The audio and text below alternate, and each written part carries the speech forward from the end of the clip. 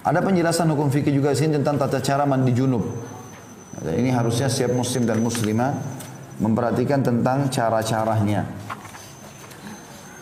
Yang pertama kata beliau, orang yang mandi mencuci kedua telapak tangannya 3 kali. Ya, seperti kalau kita mau wudhu, telapak tangan saja 3 kali dicuci. Ini sebagian ulama mengatakan hikmahnya adalah kemungkinan dia pada saat biologis mungkin memegang kemaluan pasangannya, mungkin menyentuh benda-benda atau haram, sesuatu yang dianggap kotor, maka dia mencucinya. Kemudian yang kedua, mencuci kemaluan dari depan dan belakang secara baik dengan menggunakan tangan kiri. Ya. Ini tentu kenapa dikatakan tangan kiri, karena Nabi SAW tidak menggunakan tangan kanan dalam cebok atau membersihkan diri. Itu dijelaskan dalam hadis Bukhari yang lain.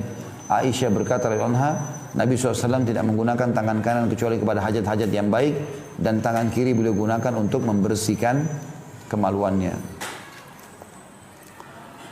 Kemudian yang ketiga, berwudu sebagaimana wudu untuk sholat, dengan catatan tetap menjaga wudu dari perkara yang membatalkannya dan tidak menyentuh kemaluan dengan tangan manapun. Jadi artinya mencuci telapak tangan, membersihkan kemaluan sampai bersih, kita mau pakai sabun juga lebih bagus ya. Sampai udah bersih benar-benar lalu kita wudu. Kemudian setelah wudu seperti wudu sholat, yang keempat menyela-nyela rambut dengan jari-jari sebanyak 3 kali. Jadi ambil air di jari-jari kemudian disentuhkan di bagian kulit kepala sebanyak 3 kali. Yakni orang yang mandi membasahi tangannya dengan air kemudian menyela-nyela rambutnya dengan jari-jarinya, yakni melewatkan jari-jarinya pada sela-sela rambutnya. Yang kelima, mengguyurkan 3 cidukan air sepenuh 2 telapak tangan. Kalau kita 1 timba sekarang, shower juga tentu sudah masuk, ke atas kepala hingga kulit kepala basah dengan sempurna. Kalau dalam sebuah riwayat dikatakan Nabi SAW mengguyur setelah memegang bagian sisi kanan kepala sehingga terasa di kulit kepala airnya, maka mengguyur sebelah kanan bagian tubuh 3 kali, baru kemudian mengguyur sisi kiri dan seluruh tubuh. Selanjutnya yang keenam, membasuh tubuh sebelah kanan, dimulai dengan bagian tubuh paling atas kepala, lalu paling bawah, artinya biarkan air mengucur sampai ke bawah. Disertai catatan untuk tidak menyentuh kemaluan, serta seperti telah disinggung, untuk menjaga wudu agar tidak batal. Karena wudu tadi yang dipakai itu boleh dipakai sholat setelahnya, asal tidak batal. Tapi kalau setelah kita wudu, lalu kita mandi, lalu kita pakai sabun lagi, maaf, diletakkan di kemaluan tersentuh, maka batal wudu yang awal. Nanti kalau mau sholat dia harus wudu lagi. Yang ketujuh, membasuh tubuh sebelah kiri, dimulai dengan bagian tubuh paling atas, kemudian paling bawah. Kedelapan, membasuh tubuh dengan air secara baik, artinya semua kena ya sela-sela tubuh. Dan yang terakhir, yang kesembilan adalah disertai catatan agar memperhatikan untuk mencuci ketiak, pusar dan belakang lutut. Ya. Ini tempat-tempat yang kadang-kadang tidak kena air, maka digosok di bagian ketiak. Di situ dijelaskan. Kemudian bagian pusarnya kan ada lubang, dikhawatirkan tidak kena air pada saat mandi junub sehingga mandi junubnya tidak sempurna. Kemudian juga bagian belakang lutut, ya, biasanya ada lipatan di atas betis, antara betis dengan paha belakang. Setelah itu ia pergi ke tempat sholatnya tanpa perlu berwudu kembali, asal dia tidak membatalkannya. Kalau kesentuh kemaluan, keluar angin, kencing, maka ini semua berarti batal wudu awal. Untuk sholat dia harus wudu lagi. Imam Muslim meriwayatkan dalam sahihnya tentang tata cara mandi Rasulullah SAW. Idza iktasala minal janabati yabda'u fayaghsila yadayhi thumma yufriga biyaminihi ala shimalihi fayaghsilu farjahu thumma yatawadda wudu'ahu lis-salah thumma ya'khudhu al-ma'a fayudkhilu asabi'ahu fi usuli asy-sya'r hatta idza ra'a an qad istabra'a hafana ala ra'si 3 hafanat thumma afadha ala sa'iri jasadihi thumma ghasala rijlaihi.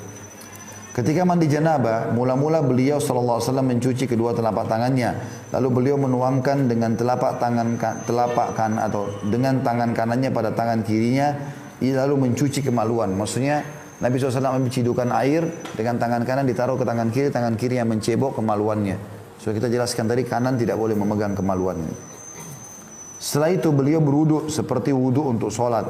Kemudian mengambil air lalu memasukkan jari-jarinya pada akar-akar rambut hingga ketika merasa bahwa beliau sudah menyempurnakannya, maka beliau menciduk 3 kali cidukan dengan kedua telapak tangan untuk diguyurkan pada kepalanya. lalu mengguyur seluruh tubuhnya, lantas membasuh kedua kakinya. Tidak ada perbedaan antara laki-laki dan wanita mengenai tata cara mandi janabah. Muslim meriwayatkan dari Ummu Sulaim radhiyallahu anha, "Inni imra'atun ashuddu dhafra ra'si fa'anqudu li ghuslil janabah wa fi riwayatil haidati wal janabah." Qala la, innama yakfiki an tahthiya ala ra'siki thalatha hathayat thumma tufidina alaikil ma fatathurin. Aku adalah seorang wanita yang biasa mengencangkan jalinan rambutku, maksudnya menguncirnya. Apakah aku harus melepasnya kalau aku mandi janabah? Kalau ada kunciran? Maka dalam satu riwayat, apakah aku harus melepasnya kalau aku dalam keadaan haid atau junub? Maka Nabi SAW menjawab, tidak perlu.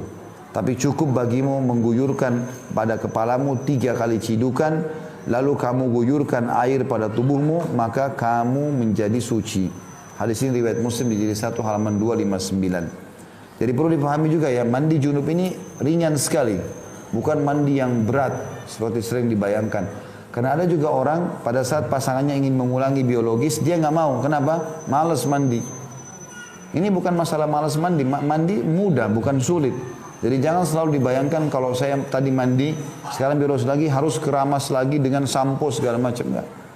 Pakai air, tadi sudah pakai sampo, sudah pakai sabun, sekarang mandi yang kedua ini mandi membasahi, syarat saja supaya junub itu bersih, bisa sholat gitu kan. Dengan tadi mengguyurkan sampai 3 timba air, ya dibahasakan dalam hadis ini. Adapun tentang mandi wanita dari haid, maka para ulama berselisih mengenai kewajiban melepas jalinan rambut kepalanya atau ikatan. Namun yang sahih bahwa ia tidak wajib mengurai rambut kepalanya. Berdasarkan hadis terdahulu, dalam suatu riwayat, apakah aku mengurainya karena haid dan janabah? Yarhamkallah. Seorang dosen di sebuah universitas Mesir bertanya, aku menggauli istriku dengan menggunakan satu pakaian. Setelah menggauli, aku memakai lagi pakaian itu setelah mandi. Apakah ini boleh?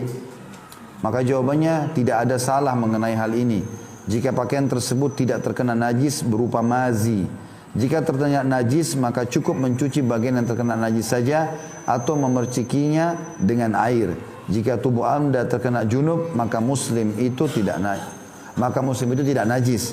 Adapun jika terkena sperma, maka hendaklah Anda mencuci bagian yang terkena sperma itu atau mengeriknya sampai kering. Ini tentu disebutkan dari buku fikih ya. Artinya, ada orang berkeyakinan kalau dia pakai baju misalnya, maaf ibu-ibu pakai baju tidur, suaminya mungkin lagi pakai baju kaos, celana pendek, lalu mereka berhubungan biologis. Sebelumnya mereka biologis pakai baju itu. Pada saat biologis mereka lepaskan. Ada keyakinan sebagian orang, kalau habis itu mau tidur nggak boleh pakai baju yang sama lagi. Ya, ini nggak benar. Kecuali jelas-jelas baju itu kena najis, kena madhi. Madhi adalah cairan yang keluar di awal terangsang, membasahi kemaluan. Maka itu baru tidak boleh dipakai untuk kegiatan. Kecuali najis sudah dibersihkan. Atau boleh dipakai tidur saja. Ya, tetapi dia akan membatalkan wudhu kalau kita sudah wudhu tadi. Kalau wudhu mau tidur. Makanya diganti dengan pakaian yang lain. Kalau memang mau dalam keadaan tetap suci berwudhu. Tapi ini bukan berarti tidak boleh dipakai lagi. Ya, itu yang dijelaskan.